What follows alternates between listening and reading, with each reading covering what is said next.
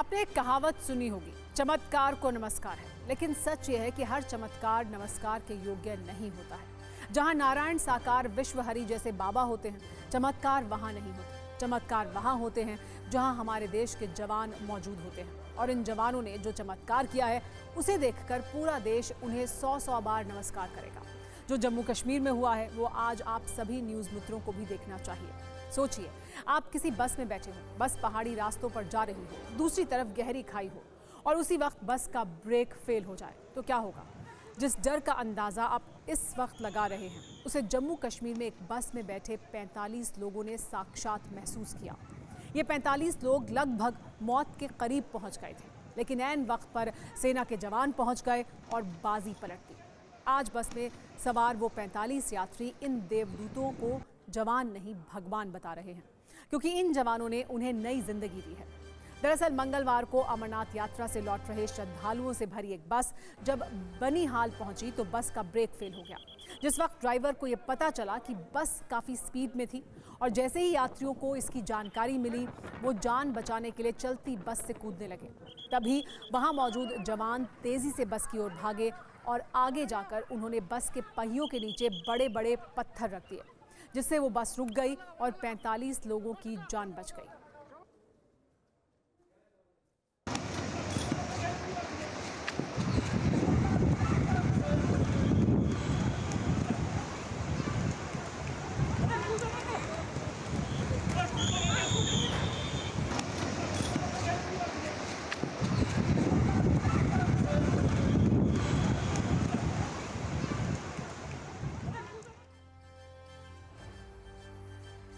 आज आपको भारतीय सेना के शौर्य और साहस वाली कुंजी भी देखनी चाहिए, जिन्होंने एक बार नहीं बल्कि कई बार ये साबित किया है कि वो सिर्फ बंदूक ही नहीं चलाना जानते, बल्कि विकट परिस्थितियों में लोगों की जान भी बचाना जानते हैं। देश पर संकट कोई भी हो, ये जवान हमेशा फ्रंट से लीड करते हैं और इसका बड़ा साक्ष्य एक हफ्ते पहले सिक्किम से आया, जहां बाढ़ की वजह से डिक्चू संकलंग के पास बना पुल टूट गया।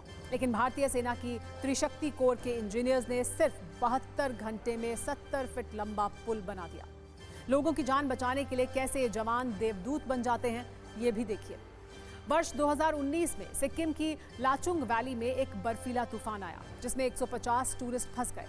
जब उन्हें बचाने की कोई उम्मीद नजर नहीं आई तो फिर सेना के जवान आगे आए और अपनी जान पर खेलकर 150 लोगों की जान बचाई। आपको याद होगा, जब वर्ष 2020 में कोरोना का दौर चल रहा था, तब भी सेना ने इस महामारी के खिलाफ एक जंग छेड़ दी थी और उस दौर में आर्मी ने ऑपरेशन नमस्ते चलाकर लाखों लोगों तक मदद पहुंचाई थी, और वो भी अपनी जिंदगी की परवाह किए बगैर। इसी तरह वर्ष 2013 में जब उत्तराखंड में बाढ़ और बारिश की आपदा आई थी, तो भी ये जवान देवदूत बनकर उतरे थे। तब आर्मी, एयरफोर्स और आईटीबीपी के जवानों ने मिलकर 80,000 से ज्यादा लोगों को मौत के मुंह से बाहर निकाला था।